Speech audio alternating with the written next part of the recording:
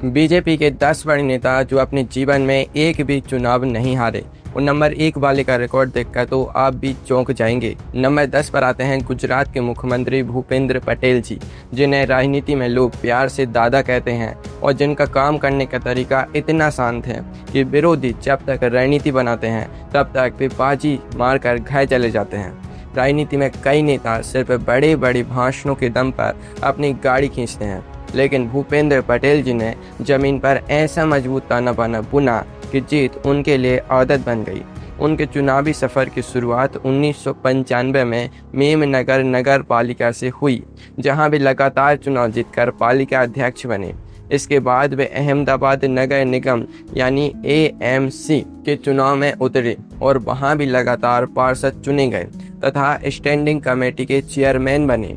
असली सियासी धमाका इन्होंने तब किया जब 2017 के गुजरात विधानसभा चुनाव में इन्होंने आनंदीबेन पटेल जी की पारंपरिक सीट घाट लोटिया से पहली बार विधायकी का पर्चा भरा और 1,17,000 से ज़्यादा वोटों के ऐतिहासिक अंतर से कांग्रेस के उम्मीदवार को चारों खाने चित कर दिया।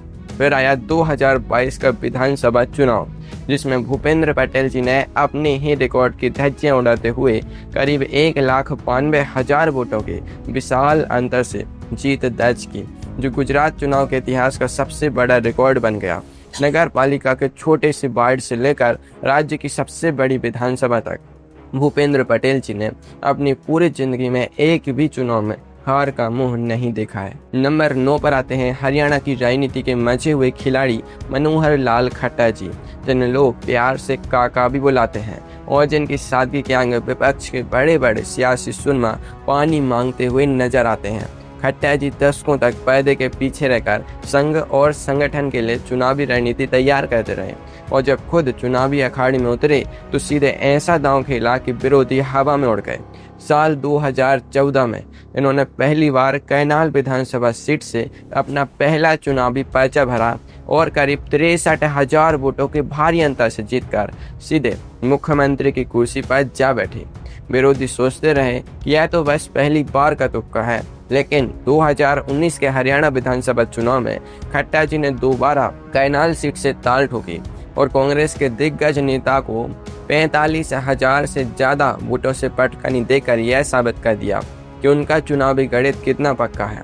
जब 2024 के लोकसभा चुनाव आए तो पार्टी ने उन्हें सीधे संसद भेजने का फैसला किया और कैनाल लोकसभा सीट से मैदान में उतार दिया।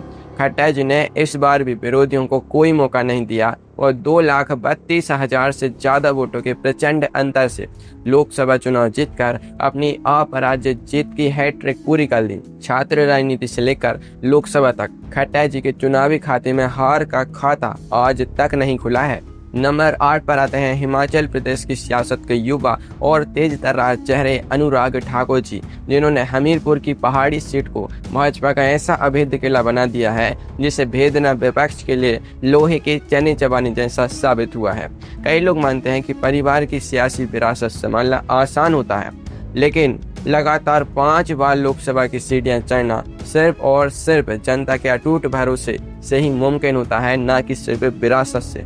अनुराग ठाकुर जी ने अपने चुनावी सफर की शुरुआत साल 2008 के हमीरपुर लोकसभा उपचुनाव से की थी, जहां उन्होंने पहली ही बार में बम्पर जीत दर्ज करके दिल्ली की संसद में कदम रखा। इसके बाद 2009 के आम चुनाव में उन्होंने अपनी जीत का परचम लहराया और 2014 की मोदी लहर में कांग्रेस उम्मीदवार को भारी मतों से शिकस्त दी। साल 2019 के लोकसभा चुनाव में अनुराग ठाकुर जी ने हमीरपुर सीट से करीब 4 लाख वोटों के ऐतिहासिक अंतर से जीत हासिल करके विरोधियों की पूरी तरह से हवा निकाल दी।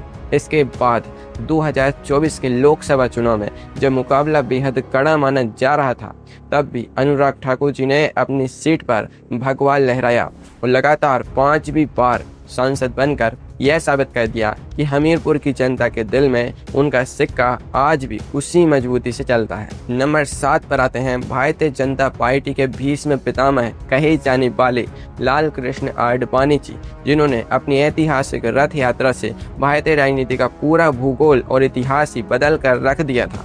आडवाणी जी ने दशकों तक संगठन को सींचा और जब वे जनता के सीधे चुनावी दंगल में उतरे, उन्होंने जीत का ऐसा कीर्तिमान स्थापित किया जो आज के नेताओं के लिए एक मिसाल है।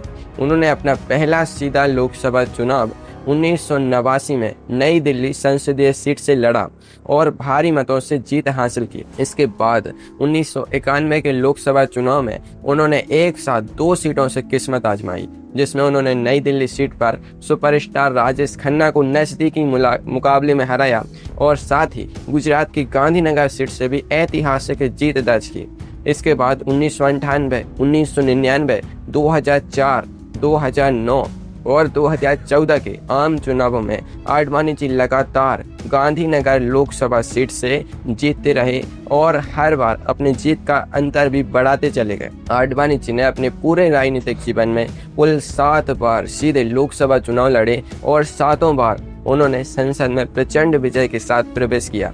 यानी उनके सामने चुनाव लड़ने वाले बड़े से बड़े सियासी दिग्गज कभी उन्हें हराने का सपना तक पूरा नहीं कर सके। नंबर 6 पर आते हैं देश के एक्सप्रेसवे और हाईवे का जाल बिछाने वाले नितिन गडकरी जी, जिनकी बेबाकी और काम करने की रफ्तार के कायल उनके धुर विरोधी भी रहते हैं। गडकरी जी की राजनीति की सबसे अनोखी बात यह है कि वे चुनाव जीतने के लिए कभी हवाई वादों का सहारा नहीं लेते, बल्कि अपने ठोस काम के दम पर ही वोट मांगते हैं और हर बार रिकॉर्ड तोड़ मतों से जीत हासिल भी करते हैं। इनके अजय सफर की शुरुआत 1989 में महाराष्ट्र विधान परिषद के नागपुर स्नातक निर्वाचन क्षेत्र से हुई थी, जहां पढ़े लिखे मतदाताओं ने उन्हें चुनकर भेजा। उसके बाद 1990, 1996, 2002 और 2008 में लगातार 5 बार विधान परिषद का चुनाव जीते, जो अपने आप में ही एक अनोखा रिकॉर्ड है। इसके बाद साल 2014 के लोकसभा चुनाव में जब वे पहली बार नागपुर संसदीय सीट से आम चुनाव के मैदान में उतरे, तो उन्होंने कांग्रेस के कद्दावर नेता बिलास मुत्तेमवार को करीब 2,84,000 वोटों से धूल चटा दी। फिर 2019 के चुनाव में नाना पटोले को मात दी और 2024 के लोकसभा चुनाव में नागपुर से जीत की अपनी शानदार हैट्रिक पूरी की। छात्र राजनीति, स्नातक सीट और फिर 3 बार की लोकसभा।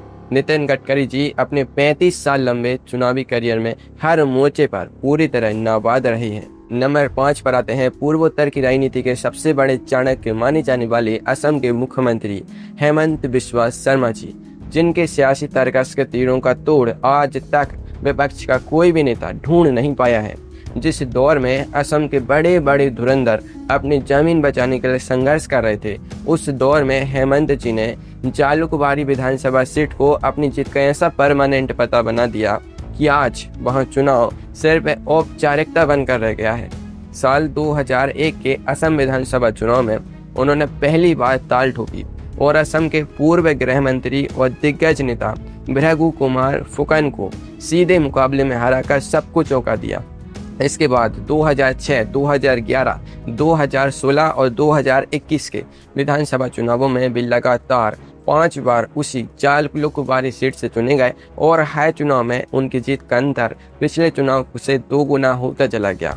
चाहे भी किसी भी दल में रहे हों या हवा का रुख किसी भी तरफ रहा हो, जनता ने हेमंत बिस्वा शर्मा जी के नाम पर हमेशा एक तरफा मुहर लगाई है और पूर्वोत्तर के से बाजी करने अपने पूरे करियर में कभी हार का स्वाद नहीं चखा। नंबर 4 पर आते हैं महाराष्ट्र की राजनीति के मास्टरमाइंड देवेंद्र फडणवीस जी, जिन्होंने बहुत कम उम्र में राजनीति के बड़े बड़े दिग्गजों को अपनी चालों से मात देकर यह साबित कर दिया कि चुनावी शतरंज की बिसात पर उनका कोई सानी नहीं है। फडणवीस जी ने अपने सियासी सफर की शुरुआत नागपुर के स्थानीय निकाय से की थी, जहां वे 1992 और 1997 में लगातार पार्षद बने और मात्र 27 साल की उम्र में देश के दूसरे सबसे युवा मेयर बनकर इतिहास रच दिया। इसके बाद 1999 और 2004 के विधानसभा चुनाव में नागपुर पश्चिम सीट से जीतकर विधानसभा पहुंचे।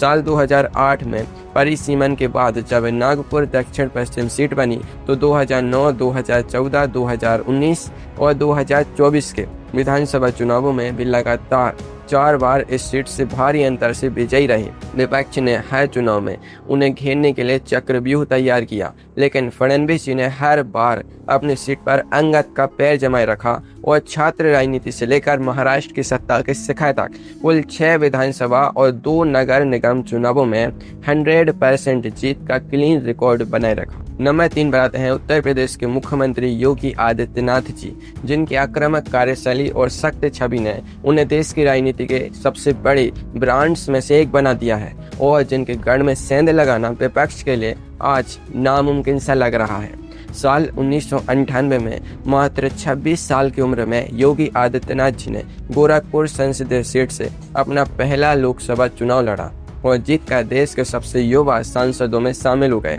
इसके बाद गोरखपुर की जनता ने उन पर ऐसा अटूट विश्वास जताया कि 1999, 2004, 2009 और 2014 के आम चुनावों में लगातार 5 बार भारी मतों के अंतर से सांसद चुने गए। साल 2017 के उत्तर प्रदेश की कमान संभालने के बाद जब 2022 के विधानसभा चुनाव में वे पहली बार खुद सीधे विधानसभा के रण में उतरे तो उन्होंने गोरखपुर शहर सीट से समाजवादी पार्टी के उम्मीदवार को 1 लाख से भी ज्यादा वोटों के भारी अंतर से हराकर अपनी चुनावी ताकत का लोहा पूरे देश में मनवा दिया।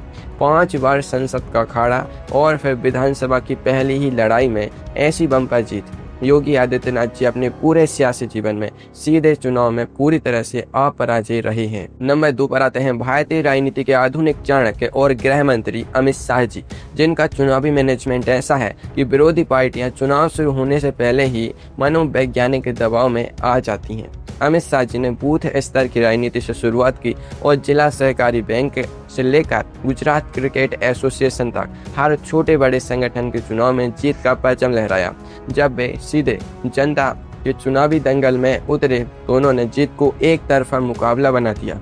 1997 के सरखेज विधानसभा उपचुनाव में उन्होंने पहली बार जीत दर्ज की और इसके बाद 1998, 2002 और 2007 के गुजरात विधानसभा चुनावों में सरखेज सीट से लगातार रिकॉर्ड वोटों से जीतते रहे। साल 2012 में उन्होंने नारायणपुरा विधानसभा सीट से ताल ठोकी और वहां भी विरोधियों की जमानत जब्त करा दी। इसके बाद 2019 के लोकसभा चुनाव में जब वे पहली बार गांधीनगर सीट से संसद का चुनाव लड़े तो उन्होंने 5,57,000 से ज्यादा वोटों की विशाल अंतर से जीत दर्ज की और फिर 2024 के लोकसभा चुनाव में 7,44,000 से ज्यादा वोटों के ऐतिहासिक अंतर से जीतकर सारे पुराने रिकॉर्ड्स तोड़ डाले।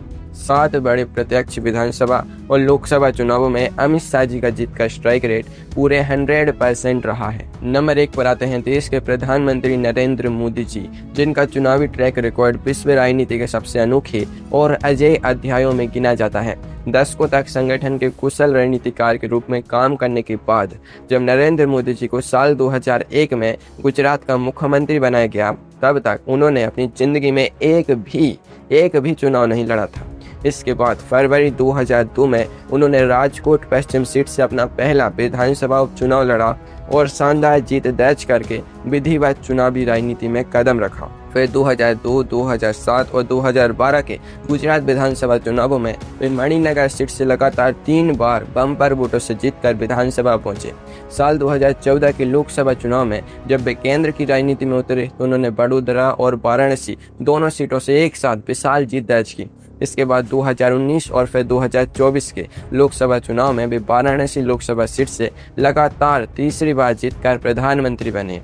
4 बार विधानसभा और 3 बार लोकसभा नरेंद्र मोदी जी ने अपने 22 साल से ज़्यादा के संवैधानिक करियर में जनता के बीच जाकर कुल 7 बड़े सीधे चुनाव लड़े हैं और हर बार उन्होंने सिर्फ और सिर्फ जीत का ही स्वाद चखा है। ऐसे ही और वीडियोस देखने के लिए इस चैनल को सब्सक्राइब करें और वीडियो को लाइक करें।